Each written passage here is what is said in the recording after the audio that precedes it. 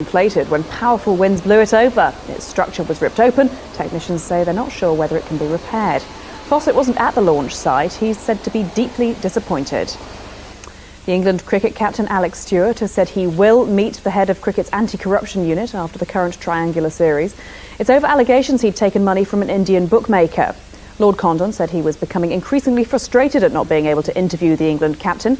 News of the meeting came as the cricket authorities repeated their threat to suspend any players who failed to cooperate. There were chaotic scenes at Headingley this afternoon after a pitch invasion by hundreds of cricket fans.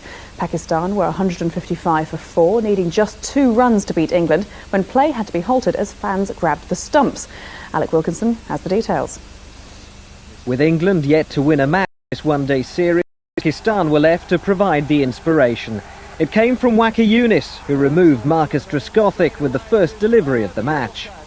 Waqar's inspired bowling continued until this wicket saw Dominic Cork caught for 4 and gave the Pakistan captain 7 wickets for 36 balls, the second best figures in one-day international cricket.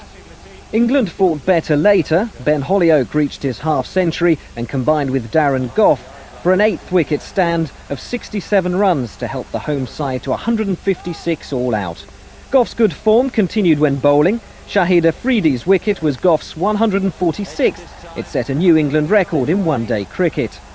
Pakistan steadily built up their total, but the day was marred just 2 runs from an England defeat by a pitch invasion, the second time in this series it's happened.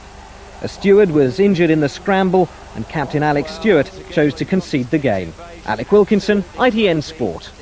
Motor racing and Audi have clinched a second consecutive victory at Le Mans. Frank Biela's crew led their Audi teammates by 2 laps at the end of the 24-hour race, coming in first and second place. Bentley, who last won over 70 years ago, prevented the German team from claiming a clean sweep.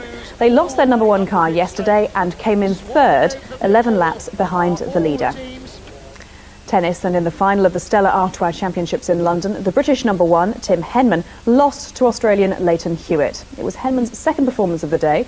He'd earlier beaten Wayne Ferreira in the semi-finals. He says he'll now take a few days off before his preparations for Wimbledon. Graham Miller reports.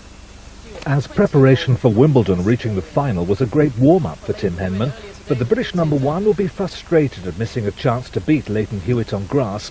The Australian had beaten Pete Sampras in this morning's delayed semi, while Henman knocked out Wayne Ferreira, and he felt he could maintain his winning run. But Hewitt is just 20, loves playing on any surface, and is a real fighter. He took a tight first set on the tiebreak. The second set was just as close, Henman upping his game to produce some thrilling rallies, Hewitt finding the legs to make some unlikely winners. Henman maintained the high standard, and at times the Australian could do nothing to stop him. Hewitt, though, managed to find the right shot when it mattered most and took Henman to the tie-break for a second time. Deadly. Mrs. Henman looked anxious as Tim lost out on the key points. And Hewitt won the Stella title for the second year running.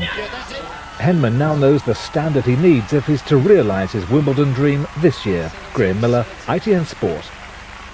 That's it for now. Goodbye.